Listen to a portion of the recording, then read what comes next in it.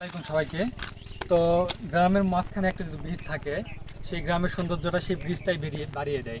তো এই ব্রিজে আমরা অল টাইম চলাফেরা করি। এখানে কাজের ক্ষেত্রেও আসি, এমনিতে বিকালবেলায় ঘুরতেও আসি।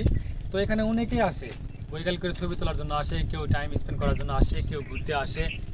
তো এই জায়গাটা এত সুন্দর, কিন্তু এখানকার পরিবেশটা নোংরা করছে কিছু অসাধু, ওই যে পোলট্রি ফার্মের যে লোকগুলো আছে ওরা। এখানে আমাদের এই খাড়াতে এই পানি চলাচল করে, সে আমাদের জয়পুরহাটের যেই যে সম্পূর্ণ পানিটা, সেই পানিটা এই দিক দিয়েই চলাচল করে। তো ওই পানিটা এখানে যাওয়া আসা করে, তেমন কোনো সমস্যা হয় না। কিন্তু মেন সমস্যাটা হচ্ছে এই ব্রিজে নিচে তারা পোলট্রি যে মরা মুরগিগুলো আছে, মরা মুরগি সহ ডিম ফেলে, যে পচা ডিমগুলো ফেলে, সেইগুলাই আমাদের পরিবেশকে দূষিত করে। আর এখানে বসে থাকাই যায় না, অতিরিক্ত দুর্গন্ধ। তো সেটাই আপনাদের দেখাবো, চলুন। এই যে দেখুন, সেই পচা ডিমগুলান এখানে ফেলে চলে যায় ওরা। আর এই হ্যাচারি থেকে ফেলে দেওয়া পচা ডিমগুলোর কারণেই পরিবেশটা অতিরিক্ত দূষণ করে। তাই এখানে 1/2 কিলোমিটার 1 কিলোমিটার দূর থেকেও দুর্গন্ধটা পাওয়া যায়।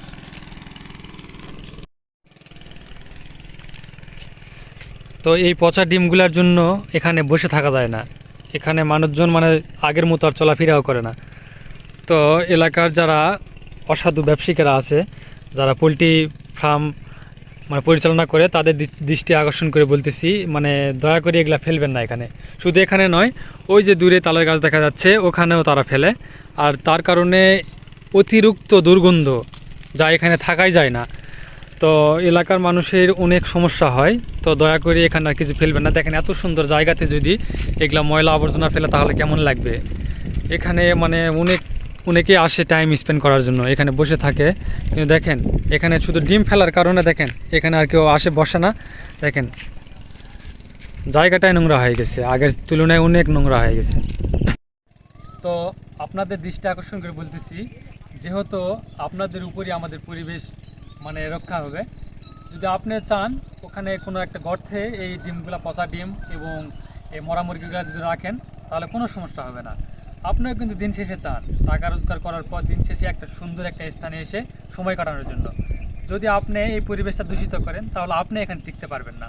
যদি এখানে আসে ভালো লাগে, মন চাইবে যে 2-1টা ফটো তুলবো, কিন্তু আপনার দাঁড়াতেই পারবেন না, অতিরিক্ত তো আমরা নিজেরাই পারি আমাদের নিজেদের এলাকাকে সুরক্ষিত রাখতে। সৌন্দর্যটা আপনার আমার নিজের উপর। আসসালামু আলাইকুম।